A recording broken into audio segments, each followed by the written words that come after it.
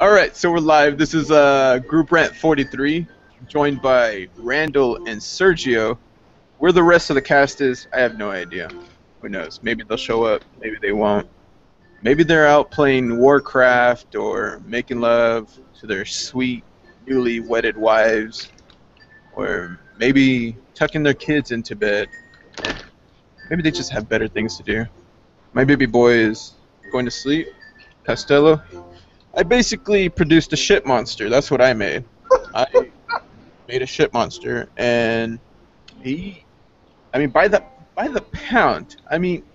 But trying to see. We got one of these genie things, and it isolates. Like you just throw the diapers in there.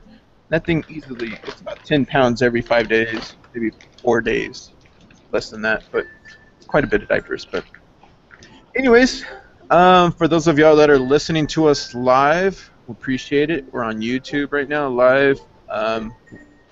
This episode is available in its full context online on our YouTube channel. Of course, you can get the edited 30-minute version, which will be put out on Thursday. SoundCloud, Stitcher, and iTunes. If you have an iPhone, please just pull up your iTunes, or I think it's under podcasts. It's a little purple icon. Search Empty Rant. And go in there and give us a 5-star rating and write us a review that says, "We are the best podcast in the world." That's all you have to do. Because we are. We are the bed pos. Pet pos. You know what I mean. Yeah. You know what I'm saying. You know what I'm saying. So before we jumped on here, we were talking to Sergio about the globalbrigades.org, or just the Global Brigades, and his trip to the Honduras. Where else have you gone? The Honduras? The Honduras. I know, I said that. His trip to Honduras, he was telling us about these basically hand-built distribution systems he was participated in making. But you also took a trip to Peru. Right. Yeah, that was for a class to do field epidemiology in Lima and then a place called Tumbes. It was just like a practice class, so it's nothing like. Not like we were really in an outbreak, but they treated it like we were. Okay. Yeah. Hey, well, those of y'all that don't know, Sergio and Randall, we all participated in. What was that called? Beta Sheep. A Delta Frog. Beta Sheep episodes are still available on SoundCloud, by the way. But Delta Frog. What's the update on Ebola? Just going back to one of our popular episodes on Beta Sheep, but I saw something come up, but I didn't read the article.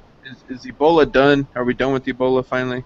Yeah, so they're in the like the waiting period, so they have to wait, I think, something like 40-something days before they can declare the region free. But they're in that period right now, so as long as they don't get any new cases, the main hotspots are basically going to be declared Ebola free, probably sometime in October. So that's a pretty big milestone. It took a long time to bring this fire out. Yeah, basically when we started Beta Sheep, that's when the outbreak was occurring, and then here we are. I don't know, almost a year later? It's a lot of people. Oh, Ebola is fire-based? Yeah, I think we call it like fire. Oh, okay. In out of fire. Quite a big fire. That would take forever. Yeah. Huh. Well, good deal. Wait, I got a quick question. So you say you're peeing out of fire, right? It was a euphemism. Yeah, well, the fire is on all these black people, so you're saying you're peeing on all these Africans? I certainly am not saying that. Oh, okay. I just want a clarification. Uh-huh. How quickly this podcast always moves to racial slurs. Randall's a mover and a shaker.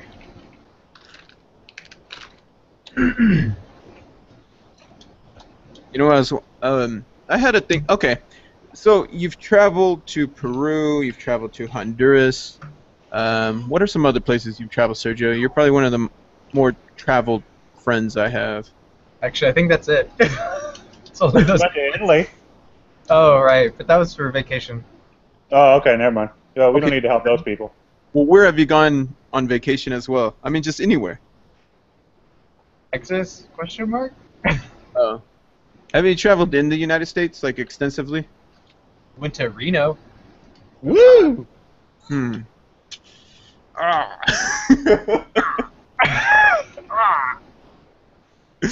But I mean that's more than what I've traveled. I mean, Randall, where have you traveled outside the U.S.? I mean, besides in Hawaii. I mean, I always.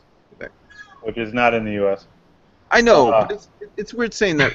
It's like you've traveled outside the U.S., but technically you're still in the U.S. because it's a U.S. Outside state. the I don't know. continental United States, perhaps. Yeah. Yeah, you got to put that continent in there. You don't want to be incontinent after all, right? Yeah. So, Ew. Canada and Mexico. Canada and Mexico. See, I've been to Mexico. Great place. For the it's when I was part of the Baileta Azteca back in the day, and we had to go down there and get me a mariachi outfit. Nice. Anyways, I digress because that's a ridiculous story. Would you go there now for a mariachi outfit? Maybe. I want to say it was a lot smaller then, but who knows? I don't know. Maybe if I get back in that phase or something. But what I wanted to say, those trips. So, like, Sergio, when you went to Honduras, this is obviously the first time you went there. Walk me through, like, you're getting off the plane, and you're obviously in the airport there. How does that differ from the airport that you left from or departed from in the U.S.? Is it much different? Was it even an airport? Was it just like a strip of dirt? Well, some of it was kind of rocky. I think it's actually one of the the more fun / dangerous landing strips to land on. My mom, when she flew down there, she also did a similar trip, but she was like with Nurses Without Borders or something like that. And so when she went down to Honduras, like her plane like touched on the landing strip, but then didn't land. It had to like go back up in the air and retry it. And so when we landed, it was the first time I had ever, I guess, landed in a Latin American country, and so people were like clapping and cheering that like we actually touched down and stopped.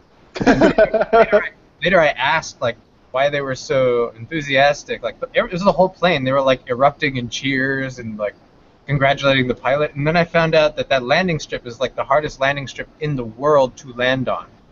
Oh, I don't know about that. Because they said it was so short, like, because literally they had to build on the side of like a mountain, and so the landing strip is the shortest in the world.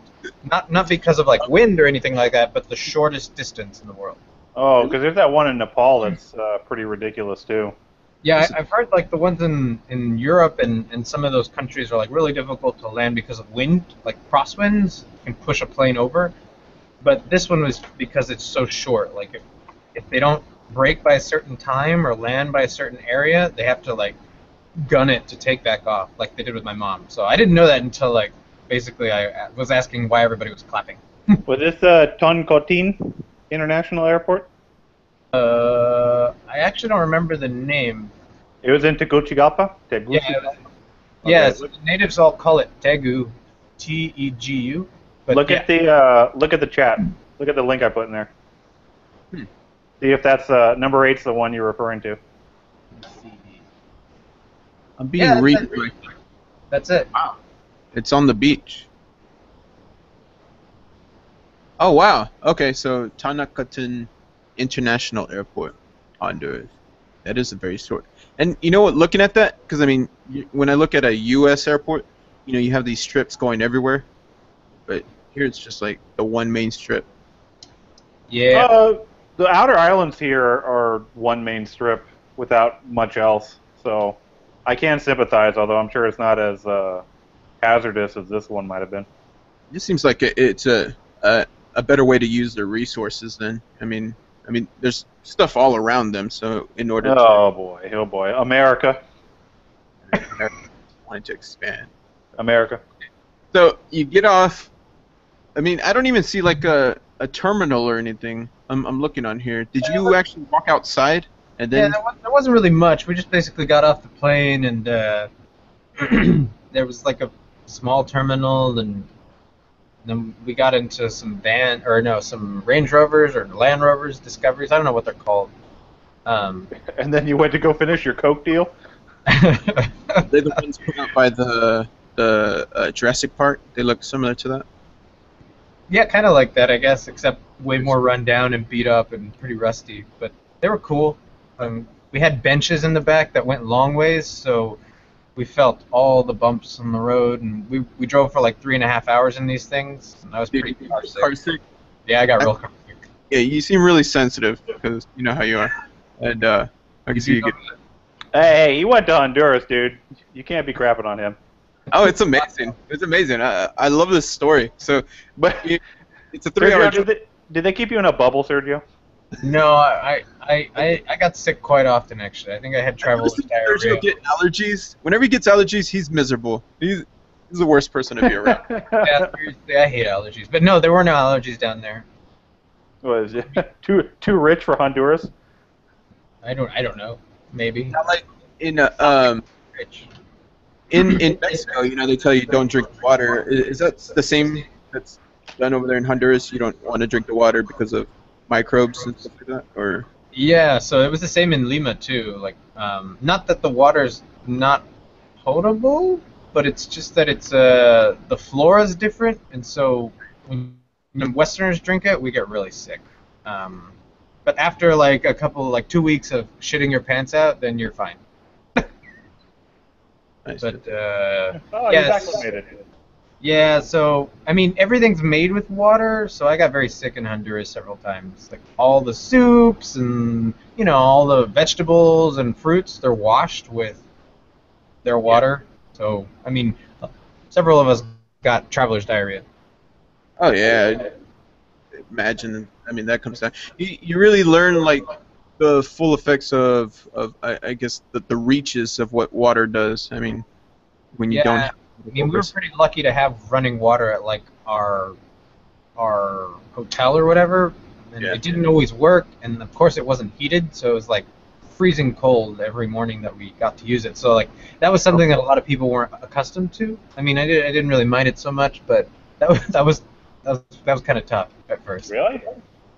Yeah, it was real cold in the morning, so it sucked because we had to leave super early, and so we had to take showers in the morning or smell like ass, and so we took showers. And they were all freezing cold. Oh. What's the temperature down there? Depends on where you're at. So we were actually pretty close to the coast. We were like a 30-minute drive from the coast, so the temperature was pretty moderate during the day, and then it was actually pretty cool in the areas that we went to early in the mornings and later in the afternoons. And What was the humidity? Humidity was probably like 100, huh? so in certain areas it was really hot, but it was kind of all over the place. It was a really interesting climate. Oh, okay. Because it's been pretty much 100% here for like the past 2 months. That's hot. Yeah, it's fantastic. It's like if you don't know if you're sweating or if like the environment is. Yeah, yeah. Well, I don't know. What was it? Is it worse than Corpus, from what you remember? I mean, No, Corpus is pretty rough, just like Galveston. I mean, I guess being on any island, just like Hawaii, is probably really humid too. So if you're by the coast, it was really humid. It was humid in the place that we were at. hey, I wanna continue on this, but Jesse just came in. So hey, Jesse, how's it going, man? Doing all right? What's up, guys? Hey, talk- Jesse. Sorry, I'm Talk- late. We're talking to Sergio about participating in what's called global brigades, and he went and made a water distribution system just by himself with his own hands over there. That's cool. That's actually a big group. It's like a multi. And then he became dictator of Honduras. He's actually calling us from Honduras. He's trying to see if we can launder money for him. We're trying to tell him no. Okay, so you land in this, I don't know, this uphill airport strip, whatever. Then you travel 3 hours in the Jurassic Park buggy and finally come upon your campsite. You said you were in a hotel, so was it? I mean, describe the hotel. Are we talking about like a Hilton, or are you talking about like, I don't know, a rundown Motel 6, or? I think it was pretty nice for the region. But like it was all kind of open air, so it was almost like a cabana style. We had to wear DEET to sleep because otherwise we'd get bitten by mosquitoes and stuff like that. Oh. Some of the rooms did have ACs, but the ACs didn't really chill. It was just kind of blowing warm air. So Yeah. I don't know. But it was okay. I mean, we had like a TV that didn't work and bed with a pillow. Nice. Yes, Did you have an iron? No, we didn't have any other amenities besides like a window curtain. Were you the cabana boy? Some days I was. They did have good beer there. Oh, what kind of beer? What about that? It was an amber. They had an amber and a golden lager. Is this something that's brewed there Yeah. with fair water? Honduras beer. Probably should that on here, but No, very- Go ahead. So, is the motto? Oh, sorry. that was it. Is the motto for the beer? Well, it's better than the water. Yeah, basically. I mean, one of the best beers I think I had was Imperial, and then the other good one was Salva Vida, which is like water of life in Spanish. Those were the two better things I drank. What was the brand? I think you said it, but Imperial? oh, it's called Imperial. Yeah, I think the brand is called Imperial. Imperial. It had like a red label, if I remember correctly. I want to say it's that beer then. It's like I think it's. Sure. I'll check that out. Now, I don't want to get too much more and make this all about your trip over there, but I do want to know more about your day-to-day of what exactly you're doing. Was it the same as what you did back in Honduras over here? Oh, wait, we're talking about Honduras, right? Yeah. Oh yeah, because Peru was a little bit different. Your trip was like makeshift, breakout, whatever, outbreak. Right. Now this strip, so you were saying you were laying down strips of pipe from, was it different villages or like different people's houses? It was like down like this little mountainside, down a dirt road, like I guess. I mean, we didn't actually make that much pipe because we had to go like something like 27 kilometers down this hill, which is pretty freaking far. Yeah. I don't know how far we went, but it wasn't very far. Like we barely made a dent going from the top of the mountain down. But yeah, that was basically it. We'd just wake up super early, we'd go out there, we would pickaxe and lay pipe and glue piping together. And It then sounds we'd like pop it you're up. doing some manual labor, Sergio, but I mean, I don't really see you doing a lot of manual labor. Hey, Sergio, was your dad behind you and he's like, come on, go? I wish, but no, he wasn't. Oh, that probably would have given you that impetus to keep going. I believe it would have, yes. Well, cool. We also did some educational stuff, like on the last few days there, we taught the importance of clean water and hygiene to like the 3 little schools that were around the villages. So we got to interact with the community members a lot. They treated us like family. It was actually awesome. I don't know, Latin American hospitality is something that I've never seen anywhere else. So it was really cool. I'm guessing you'll definitely be doing it again sometime, right? Yeah, I would love to either go back to Honduras or Nicaragua. Oh man, sounds like a lot of fun. You guys should join us. Sounds cool. I'm not a water professional. You don't have to be. I think I was the only one who was. Oh, they're like, what are all these other people then? Sergio, you're calling yourself a water professional, bro. Uh-oh, here we go. Oh man. Nah, Come on. come on. Hey, so we got a surplus of crabs. I don't know if you saw that, Sergio. What? What kind of crabs?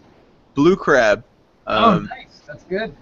And they're freshwater blue crab, and they got stuck at the intake, and so it's against this grating. They call it bar screens, and against the bar screens. And so because I mean the pumps are pulling in like 62 million gallons of water per day, so it's pulling in a lot of water, and it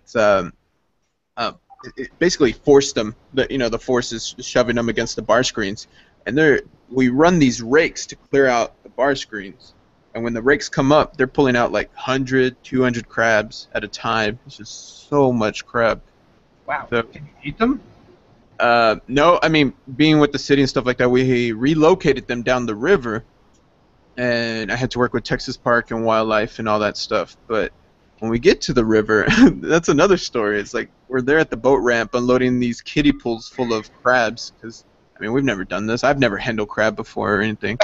And we're taking them down, and we have to take water from the river because it's a little the salinity is a little bit higher. So we got to make sure they're acclimating well. So we take the water out, we put it in the kiddie pools, and we let them acclimate for about 5 to 10 minutes. But then we start throwing them in, and people start, like homeless people from around the area start kind of popping out. And as soon as we're throwing these guys in, they're just like going in after them and pulling them out. And there's nothing we can do.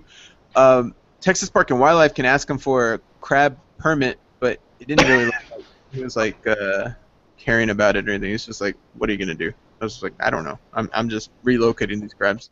So, I mean, when we pull them out of the river, you know, there's only the amount that actually make it on is a very low number, the ratio there. So I thought it's been interesting handling crabs. Never thought I'd be doing that here at this job. It's just like, oh yeah, let me learn about how to handle crabs. So. You know what's funny is that I imagine all those nurses who work at university clinics probably think the same thing. Ball. Boom. Boom. Hey, hey, hey! Like my song there. So we have a little section of the show that we like to vent our weekly pet peeve. We call it the weekly WTF, and we do it to the charanga. So basically, we'll just start off with somebody, and then we're gonna make our way through the group. And I'm gonna get this song pulled up as soon as I find it. Oh, here it is. It might be a little loud. Nope, it's not. I'm good.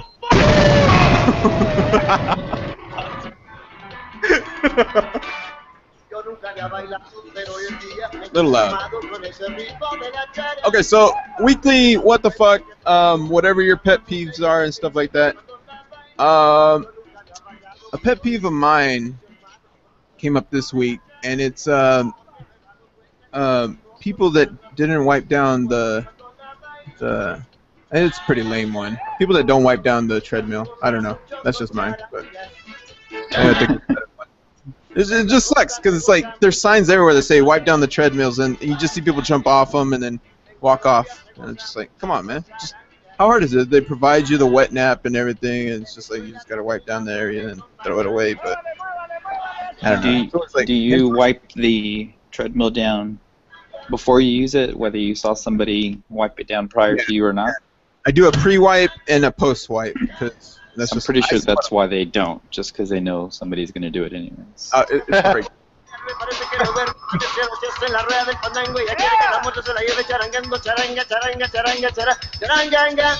a good point. Jesse, what's your weekly WTF? My weekly WTF is goth and metalheads trying to go through security and holding up the line. They have to take off their chain wallet and unbuckle every piece of metal in their face, and it's just ridiculous.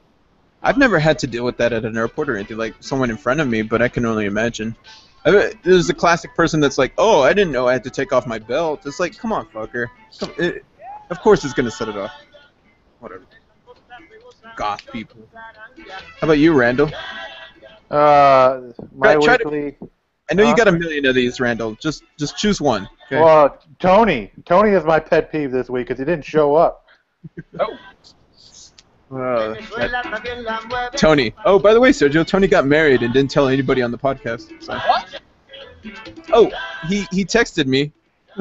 I was like, thanks for the text, I think. Yeah, he's a married man.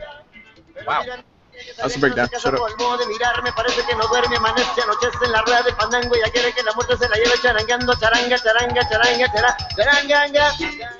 So Sergio, what's been peeving you? What's your pet peeve? WTF week? Is your life so perfect that nothing bothers you? Not perfect. Bed bugs. Bed bugs are my pet peeve. Bed bugs? You got bed bugs, Sergio? I think I came back with some, yeah. Oh, dude, you're gross. Yeah, I might as well just set my apartment on fire now. Oh, man. Now I'm really not going to visit you ever. Yeah, we can't bunk over. How do you even deal with that? What do you have to do? Burn everything. Yeah, pretty much burn everything. Sorry, that's the end of the song. Um, This is a good weekly what's WTF. But yeah, continue. Sorry. How do you get rid of bed bugs, Sergio? yeah, What is? I don't really know. You gotta. Okay, I can speak to this because at one point our apartment in Austin got invaded by bed bugs because our neighbors were. Let's be frank, they were Indian and they just like came back from India and they brought like a million bed bugs. And this is honestly, when I say this, I'm quoting the exterminator who had to go and throw out all of their stuff and fumigate their entire apartment and basically quarantine it for about a month just to make sure that none of them ever came back and made sure that these guys threw away all of their belongings as well. Wow. Damn. Because, as he put it, they were covered in bed bugs themselves and just didn't think anything of it. And so they were spreading them everywhere, and they were going outward to all the neighboring apartment rooms. So we had to go through a fumigation, and thankfully it didn't get to the point where we had to throw away anything because we just had a couple, but it was still pretty terrible. Yeah, I basically threw away all my stuff. Like, I threw away all my pillows, my sheets, my bedding, like the sheet cover, or the mattress cover, the skirt around the box spring. I Are threw they away just my luggage, because I think that's where they came from. that small that you can't see them? You can, but I mean, literally, they're super tiny, so like, and Part of they- the problem is that like once they start infesting an area, they just basically expand exponentially. So Okay. once you start seeing their droppings like around the bedding mattress, the frame, and you start seeing it in other places as well, you're pretty much screwed for whatever that object is that they're infesting because once they start breeding prodigiously, and it's really hard to, since their cycles are generally nocturnal. I mean, unless you're like a night owl and you're just going to stay up waiting for them to try to kill them, you really can't do it. And even then, like Sergio said, they're so small, you can't catch them all like Pokemon. Is this similar to lice? Is that what we're describing, or? yeah, I guess they're kind of similar to lice, but they don't like stay in your hair. They stay in like the bedding. Yeah. See, with lice, all you have to do is get rid of your hair. With bed bugs, you may have to get rid of everything. Yeah. Your life. Okay. So I thought they were fleas at first, but like they kept happening around my ankles and only when I was sleeping. So this is like, I guess, the 4th day I've been getting bites. So I was like, damn it. So I woke up early this morning, like 5 a.m., and I actually found one like on my ankle. So I killed it. The bites, is it similar to like getting bit by a mosquito, or? No, it's super itchy. It's like a flea bite. Okay. It doesn't really subside after you itch like a mosquito bite. It just gets more inflamed. Jeez. Thankfully, they don't transmit, or they're not known to transmit disease. So.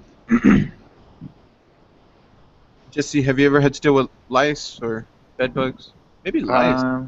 Maybe lice, yeah, whenever I was little, but I don't think I ever had bed bugs.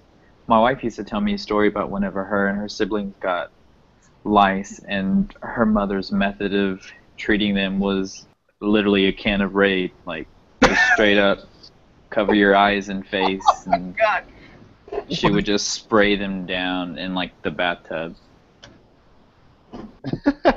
San Angelo Solutions.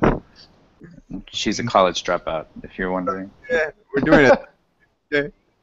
Boom. Man. What is it on? Apparently it worked. I mean, which I could see, yes, but I don't. Yeah, I don't know. Can The we- side can we effects, name I'm not this- sure. Can we name this episode San Angelo Solutions? Exactly. Well, see, I had lice when I was a kid. I forget what age, maybe the 4th grade. They said I got it from my cousin because she had lice, and my mom said she was itching her hair, and so when my mom went to go pick up her hair, there was all these lice eggs underneath it, and then of course her and I had been like playing whatever and stuff like that, so I got them, and then my mom made me shave my whole head off, all my hair off, and I had Scalped to you. up, so it was just like I was going ahead like this bald kid around. kind of sucked. I mean, I guess it's easy for us guys to just like shave our head off, but Yeah, I mean, it's a lot easier. But I mean, if you're a girl, you know. But my mom went through and threw away all my stuffed animals and stuff like that over this lice thing, and I was like, "What the heck?" And then my mom's like, "You know, you're kind of a grown boy, so you shouldn't have all these stuffed animals." That's kind of like her thing. I was like, Are you sure it was really lice? Yeah, they're viejos. Or she's just like, I gotta get rid of these stuffed animals. Oh, my head itched, man. It's just like crazy. More tea, Mr. Bear? Yeah, that's my only. I've never had any experience with bed bugs, but I know every time I move into an apartment, you have to sign that lease or you sign that agreement that you're not introducing bed bugs to your whatever your family is or your. the bed Whatever bug your- disclaimer. Whatever your family is. Yeah, there's a whole disclaimer now. Like I don't. Well, my first apartment, I didn't have that disclaimer, but every apartment I've moved in after that, there's been that disclaimer. It's like, oh, bed bugs. How do I guarantee though that there are no bed bugs on So, this? Sergio, have you violated your lease then? I don't know. Oh, true. Should I report you? That's a very that's a real thing. I And feel, just I feel did. like it's the ethical duty and legal duty to report you. To evict. To have you Sergio. be evicted. I mean, I may have to just be evicting myself if it's really that bad. Are you gonna tell anybody, or you're just gonna be like, "Yo, I gotta move out"? I mean, if it came to that, I would have to say, like, I need an exterminator, but I'm going to see if my method works. Your method is what? Burn everything. Oh. Even throw out a chair. You're gonna start looking up like home remedies and stuff like that. It's like open up half a Coke bottle and put in apple juice, or I I don't mean, know. I vacuumed, like, the bed and everything. And You got a Dyson vacuum, so you got a really nice vacuum. Oh, That'll get the bugs. yeah. Doesn't lose suction, so I mean, you're classy as fuck, Sergio. Do they have Does Dyson have a bed bug mode? It's like it's carpet, bare floors, bed bugs. Sergio, do we look like ants to you from all the way up in that ivory tower? what do you... Oh man! Speaking of vacuum cleaners, I had to buy a filter for my vacuum, and it's Bissell. I'm not all fancy like Dyson over there, but How do you know I have a Dyson? I went and bought this this filter. I'm big on vacuum cleaners, by the way. That's kind of like my thing. Like I You love didn't explain how you knew I had a Dyson. what I'm saying. But anyways, if somebody has a Dyson around me, I know you have a Dyson. I mean, it's just like whatever. You can Anyways. judge a man a lot by his vacuum. I do, and I judge a man a lot by if they use a vacuum cleaner as well. I mean, you know, anyways, that's something else. But Bissell, I'm very frustrated with Bissell because I bought their official filter that comes. I mean, it's like name brand. It's not an Arm & Hammer one or Febreze or off-brand, aftermarket, whatever you want to call it. And I put in and they put these little fins on top, and so the top canister doesn't lock in right. So I had to file down each of these. There's 4 fins on top that I had to file down, and then it finally worked. And I'm thinking, like, I had to do all this extra work, but is that something? Would you go the extra mile to notify Bissell or the vacuum cleaner company that, you know, this wasn't working properly? I don't know if you would go that extra mile and waste more time, or just. I mean, I fixed it obviously, and it works perfect. Well, not perfect. Not that it's perfect, but It works. it works. It does. Ghetto raped. Well, you got to be careful too, because like if the defect causes you harm in some way, obviously in this case it didn't, and it's a product that you wouldn't expect to. But if there is a defect, you would imagine that it would be good to warn the company that, hey, this hurt me, and I'm feeling kind of litigious here. So, I like that. I think I'm gonna go buy because they have them at Target. And the thing is that it's the official brand of the vacuum cleaner. It's like, this is for your model 12, blah blah blah. I'm like, oh, okay, because I've bought Febreze filters before and they work perfectly. So I mean, it's like, how does Febreze know your product better than your own company? It's very frustrating. oh, that didn't constitute as legal advice, by the way. So. I don't care about your legal advice. I'm just saying. Bissells are catching fire all over America, and you're just gonna keep quiet and go. It's not about. I just don't know. Like, guys waste time. I guess the bigger thing here is like I was looking at how much of my time do I put towards certain tasks that are essentially useless. I mean, What if they if I sent got you a the, lifetime supply of filters and you're just that'd sitting be on really those? awesome if they did, you know, or the link. What to if you back. had to file each one down though? Yeah. Because you're like, okay, congratulations, you found this thing. We're going to send you a lifetime supply. Now it's your problem. You deal Yeah. with it. We don't need these anymore. You can Oh God, here, we have all. fixed the problem. We don't need any of these, and you know how to fix them. So here, you can have them all. I'm like, thanks, assholes, whatever. But if you think about it in our lifetime, what do you think we spend the most energy doing? If we made a bar graph of all the tasks in our life, what would be the highest one of Probably all of them? sleeping. Would it be sleeping? Ironically, mine would be vacuuming. Oh wow. You think you vacuum more than you sleep? No, but I have a very specific, I guess, routine when it comes to vacuuming that it's really tiresome, but I vacuum every room in every, I guess, direction. So I vacuum the same patch of carpet, north, south, east, west, like Whoa. over and over. You're OCD. Yeah, see, I I don't only Do you have bed bugs? know. I only do Not vertical and anymore. horizontally, but you go like all the way around. It seems like. Yeah, I do the whole carpet starting north, and then I go back south, and then east to west, and then I go to the next room. And then do you go to the carpet with some tweezers and look at every individual strand for like a hair or a stray dust or something, and you're like, God, got another one. I mean, I like spot clean. Like, I'll go over it and just, like, pick up what it didn't get, but not with tweezers. I used to clean the Kixie building. It's a radio station over there in San Angelo, and I forget the director's name or the guy that owned the station, but he wanted his office vacuumed. Basically, I wasn't supposed to leave any foot tracks or anything like that, so I had to vacuum it. Like first vacuum it, and then vacuum it in reverse so that Vacuum your way out of the room. yeah. So it's just like, oh, okay. And as I move towards the door, because he wanted to walk into his office and put those first footsteps going to his desk. That's awesome. The thing is, he was almost, you know how like dogs follow a certain trail in a yard and they always go the same way? He would be the same way. So there's only certain tracks like in his office going one way. And then I would clean his house as well, and it's the same thing. Each room had to be like that, so that there was no like I don't know. I feel like that's somewhat the same way, OCD, and I don't know, not to that degree, but Maybe. okay. So you took. Wait, what kind of vacuum do you have, Jesse?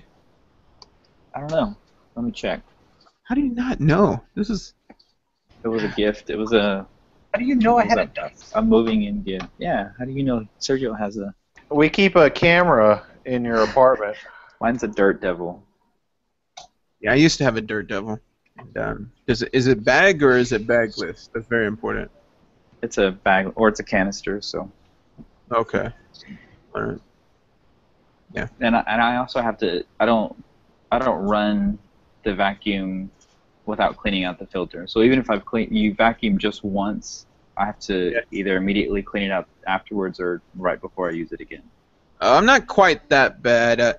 After each clean, maybe after every other week, I take everything apart and wash it all. Like get all the dust out, the canisters, everything, the filters and everything.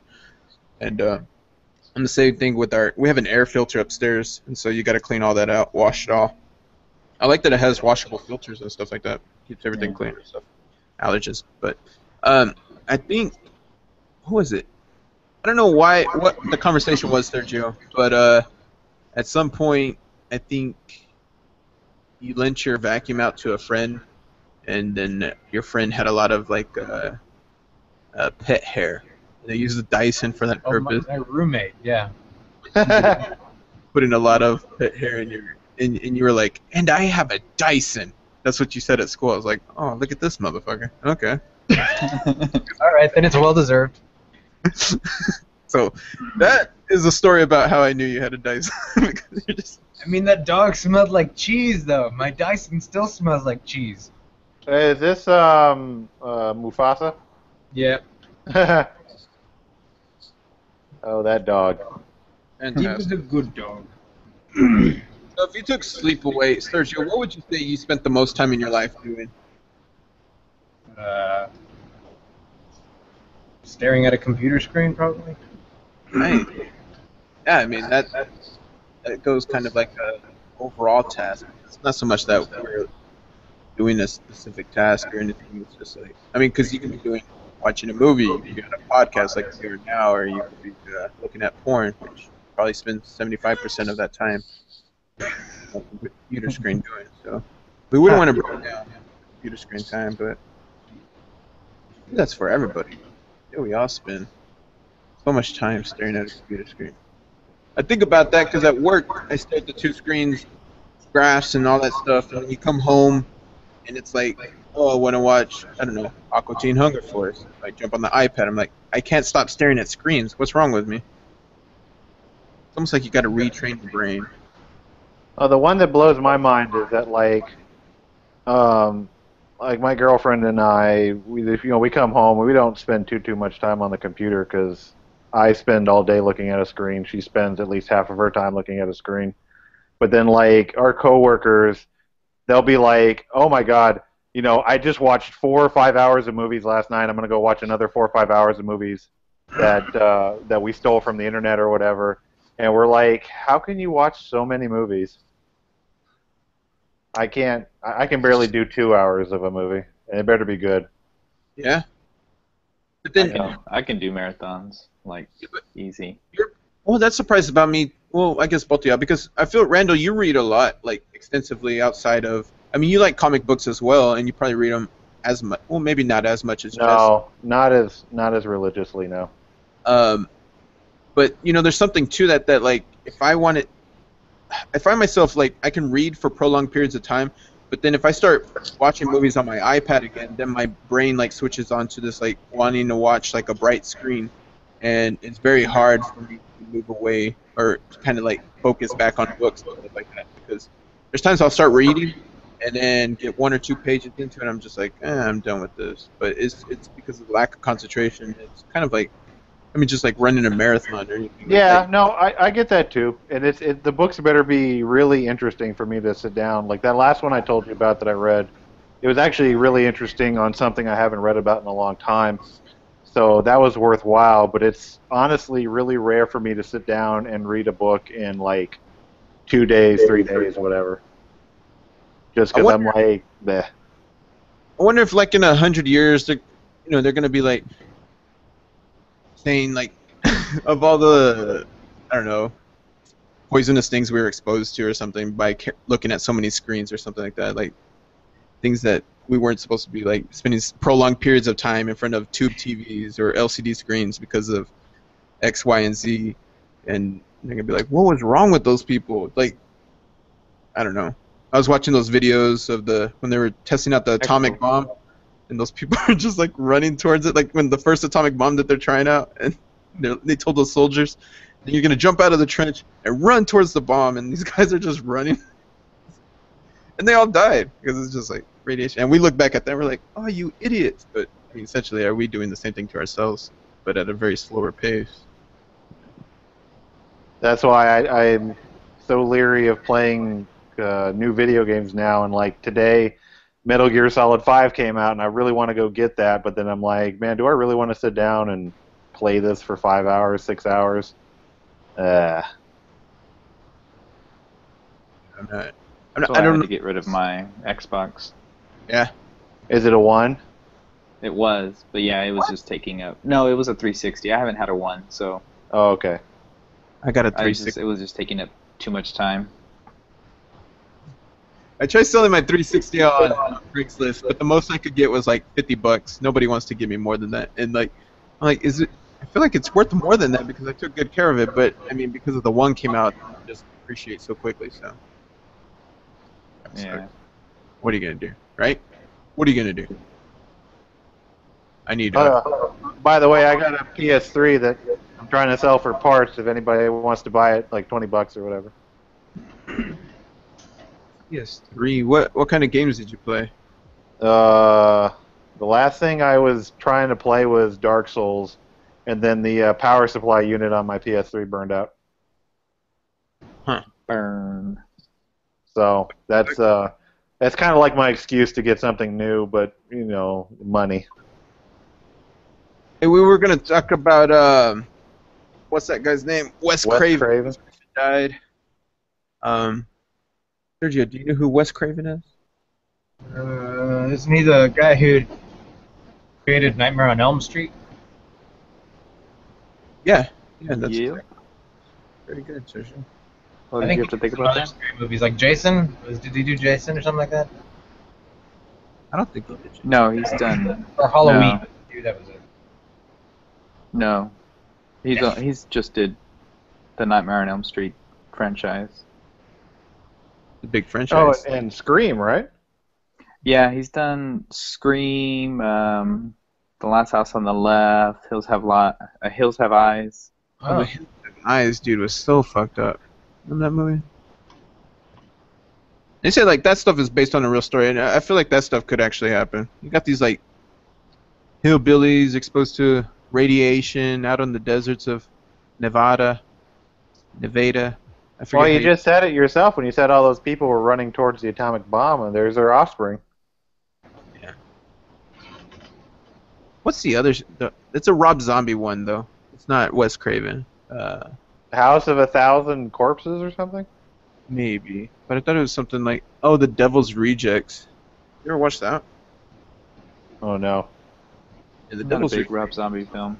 I don't know why I was watching that. There's some pretty stuff in there, but Jesse and I were texting each other, and Jesse, you were telling me you've developed this like crime scene photo fetish. What's going on there? What? You have Yeah. a crime scene photo fetish going on. I started following a lot of doctors on Instagram that post like weird like autopsy stuff. They'll do like forensic Fridays or like diagnosis, guessing games. Like they'll post a picture of like some, abnormal, body part or something crazy, and you have to guess what it is. But that led me to like finding these like forensic Instagram pages and like crime scene investigators and crime scene cleanup Instagram pages, and they basically get called to like go clean up like suicides and murders and like jail cells and stuff like that, and it's been pretty crazy. I wonder, how people can get away with that, because I feel like some of that stuff should be private, right? Yeah, the doctors get a lot of crap on their pages because they post like aborted fetuses and like a bunch of other stuff. But they always like there's always like subject or like material like accompanied with it. Like this is blah blah blah. It's all like for educational like medicinal reasons. But people are just I guess too sensitive on the internet. I don't know the specifics, like if the patients got like signed waivers, like yeah you can put that on the internet. Well, it's like Instagram, bro. Instagram's very safe, and they don't like a lot of different things exposed on there. Like you can't put butt pictures and stuff like that on there. Well, yeah, you should check out Crime Scene Cleaners on Instagram because it's pretty dope. I'll look at it, man. But I don't know. I don't know if it's anything worse than the deep web. No, it's not that bad. It doesn't show like actual like dead bodies. There's like body parts and stuff. Like there's a picture right now of a guy's like skull fragments in his hat still that got like blown off. There's a bunch, and he also does like big jobs where he did like cleans like hoarding homes. And those are pretty disgusting too. Like the guy that has the skull fragments in his hat. Does it provide any backstory for that or anything? He's really short actually. He'll just like post a picture and be like, this is wherever, or this is something.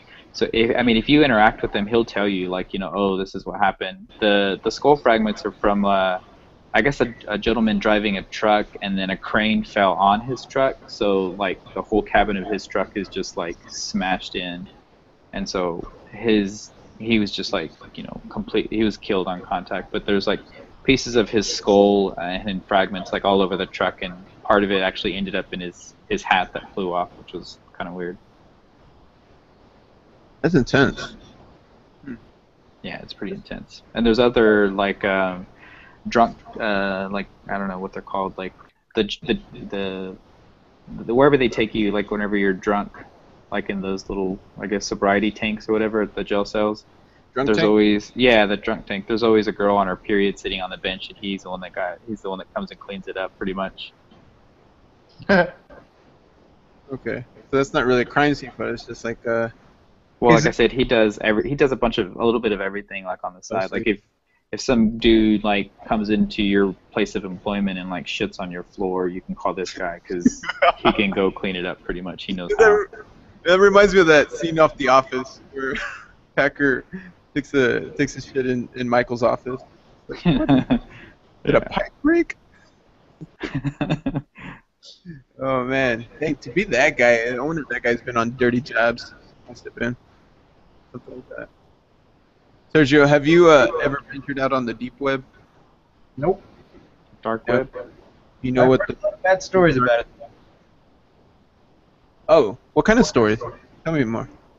I don't know. Basically, that you can find literally anything. Like, Okay, yeah, we established that last episode, but more specifically, what were this?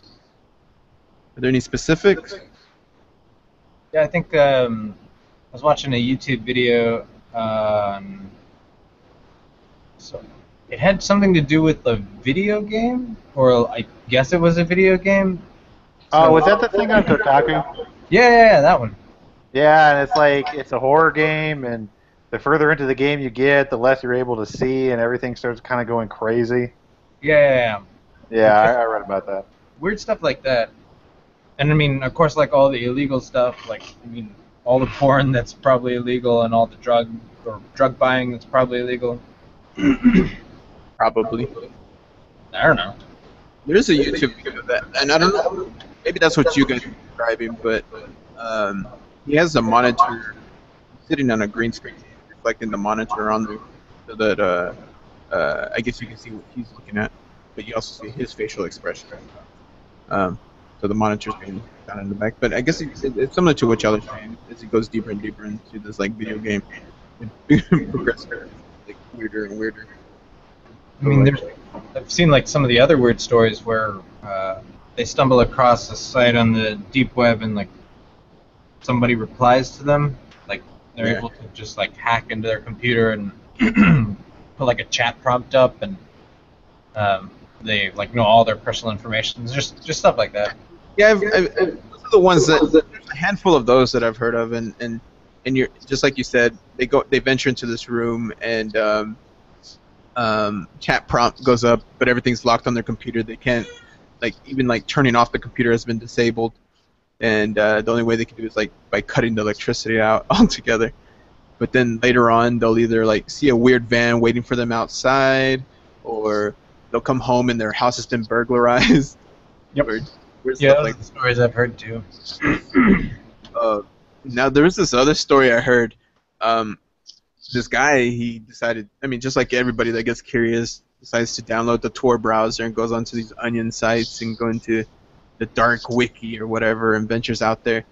And he starts seeing, I mean, you know, the more links you click on, the deeper and deeper you're going to venture down. And you eventually see some gruesome stuff that you're not, I guess you don't want to see or whatever. But this guy walks into, I say walk, he serves or whatever, he clicks into this room and sees this girl that's basically, I don't know, I guess she was of the age of like 7, maybe a little bit older, 7 or 8. And she's being basically molested live on TV is what's going on, you know. And then they're cutting her up and all this other weird stuff. And he recognizes her face. That's the thing that would make this like even trippier for me is because he was a camp counselor that previous summer, and he had actually counseled this girl. But then after camp, he had read that that girl had gone missing for whatever X amount of months. And so he's over here fucking around on the dark web, finds the girl, and actually reports her to he reports the website to the FBI. So this guy like leaves the website on, and he's just has all this stuff that's happening, and he's calling 911. He's like, I know where this girl is, blah blah blah, and I guess the police got onto him for reporting it that way. That wasn't the proper channel. Like he should have gone directly to the FBI. But I wouldn't even know how to go directly to the FBI. Yeah, what are you supposed to do? Like cops don't even like know how to use the internet, do they? So like, if you talk about like the deep web or some crazy ass shit like this, like what the hell is a county cop gonna do? Yeah, that's exactly, and eventually the FBI were able to seize the site, but he never received any more information if they were able to save the girl or not. But I was reading that the FBI receives like hundreds of these claims every day, and it's just basically they have this pile that's on someone's desk, is just like filling up. It's just like, hey, somebody showed me their dick on the dark web. It's just like, stuff like that. Or all the way, someone tried to sell me marijuana from the dark web, or this site's selling dark. And you see the screen prompt sometimes. Like if you go to Google and type in screenshots of the dark web, they have like, this site has been seized by the FBI or whatever. This hidden site has been seized by the FBI. But something like that, I mean, that's pretty trippy. Like that link to come all the way around, and it has to be. I mean, what the stats on something like that happening, that you come about on a girl that you counseled or whatever, or you were her counselor at camp the previous summer, and then to find her being basically molested and killed on a live cam, and who knows if that was recent or just like video being played and stuff like that. So that stuff is pretty trippy. It's just a lot of fucked up people out there, I mean, Jared Fogle, the Duggar guy, Bill Cosby. Those are all my heroes, man. And they've been taken from me. So Need some better heroes. That guy was your hero? yeah. I had this joke I'm doing. It's like, Duggar, I just met her. Like, it's like, no. And then you had 19 kids? I hardly know her. Duggar. She just called me. I don't know. It's a The work thing in about progress. the Duggar guy, it's, first he's like molesting his sisters, and then now he's cheating on his wife, and then his wife is still like, it's my Christian womanly duty to forgive him, and we'll move past this together. It's like, what the fuck is that, man? Like, I mean, I guess, Christianity helped him then. I mean, helps him more. It's like, oh yeah, my wife still gets to hang out with me, even though I got to go have sex with a porn star and stuff like that. What are you talking about? The Duggar guy. The Duggar guy? Yeah, from Josh Duggar. 19 and Counting. He was on that TV show on TLC. Oh. The I never family watched from Arkansas that had the whole bunch of kids because they're members of the Quiverful movement. Something. They're against condoms, I guess. I don't know. Against prophylactics. You know what I mean. So he's a child molester or what? When he was 14, he molested his two younger sisters, who were of the age, I think, 7 and 6. I don't know the ages, but they were definitely like nearly half his age. And he confessed to that whenever like that was brought up and stuff again. And there was no the family didn't hide it or anything. Like the dad admitted, he's like, yeah, we found out about it and we took care of it. It's like they prayed it out of him, kind of thing. But then Prayed it out of him? when all the data was released from Ashley Madison, he had 2 accounts on there, and then it came out that he had sex with all these other girls and stuff like that. Wow. It's like, yeah. Ashley Madison, man, that's a lot of people, a lot of families broken up. A lot of bots from what I hear. Yeah. Well, a lot of the girls were bots, right? Yeah. Yeah. Just fake profiles, and like the amount of men on there was like 95% of their community, whatever you want to call it. But there were women on there, so it's just a very small amount. What is it about that? Why is it that men are the ones drawn to these like cheating websites more than women? What's going on? Like different in hormones or testosterone? Is Yeah, Sergio, you must have been a member. You got a comment on that? so do you know about, I don't know, promiscuity and its evil ways? Maybe you I wanna. don't know. I don't know either. Hey man, we've had a good little pod here. I think we covered a lot of different subjects. Sergio talked about his the global brigades and his I want to call it missionary work, but it's not missionary work. It's not affiliated with that, but it sounds a lot like something that would be missionary work over in Honduras and Peru, and that stuff is pretty interesting. I'm actually going to look into that as a water professional myself, Sergio. I think it'd be interesting. I don't just go around telling everybody I'm a virologist, you know. I mean, I'm just saying. But anyway, Yeah, wouldn't you be a crabologist by now? Yeah. Fucking crabs, man. Hey, remember this song? I was listening to this song the other day. Made me think of when Jesse used to have Facebook. He put on a Friday post. He was like, "See you at the crossroads." It's a long time ago. Facebook? That's a long time ago. Yeah. I You don't got rid of remember Facebook a while back. Yes, I did. And I'm a better person because of it. I recently cut out. Well, at first I cut out like 300 friends off my Facebook feed, and then I just deactivated it. So, I don't know, something about that. Like when you wake up each morning and you're like, and maybe that's part of the having the podcast or whatever stuff like that. But I go to Instagram and I check Instagram and then I check my Facebook, and it's like, why is this the first two things I'm doing every fucking morning? We got to change this up. You know, it's like the routines you got to break up. Stuff like So that. you go to Twitter and whatever else, Google instead. No, I'm gonna try to avoid a lot of social media. I'm trying to limit myself, and I found out how to on my phone put where just certain people like ring between 8 and 5, so I can stay off the phone. So if my wife calls me or texts me, it notifies me, but everybody else is kind of silenced. But I mean, there's sometimes I'm just like texting Jesse all day. I'm just like, what am I doing? I gotta do. What am I doing with my life? Why do I keep texting? What's wrong with me? Why do it? And By the way, what are you up to? I feel Yeah, like exactly. I feel like a lab rat because like every time you hear your phone go off, right? You're just like immediately go to the screen. It's like ding. Oh, I've been trained like a lab rat to automatically go to my phone every time I hear this sound. It's just like Have you seen that one Office episode where Jim trains Dwight for the mint or the Altoid? okay. Well, two things there, Jesse. I've seen every Office episode, so Oh, let's just take some time there there. you go. All right, Mr. Dyson. Number two. Number two, yeah. That's what's that experiment called? Hey, what's that experiment with the dog salivating? Yeah. Pavlov. Pavlov. Yeah, there you Yeah. go. Yeah, the Pavlov experiment. It does basically the same thing. I wonder if that works. I'm gonna try it on Laura subliminally. See if it works. Yeah, I have a neighbor at work I want to try it on.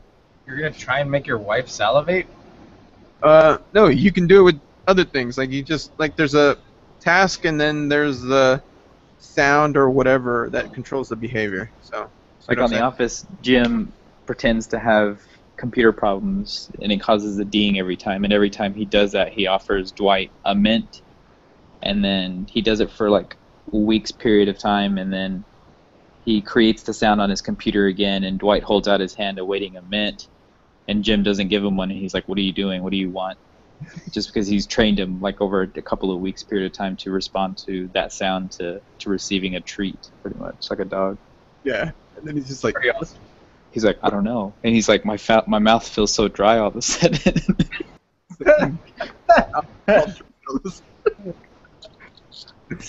oh, that's great, man. Hey, let's close this podcast out. Sergio, thanks for joining us. You got anything? Any last words for us? Nope, you guys did awesome.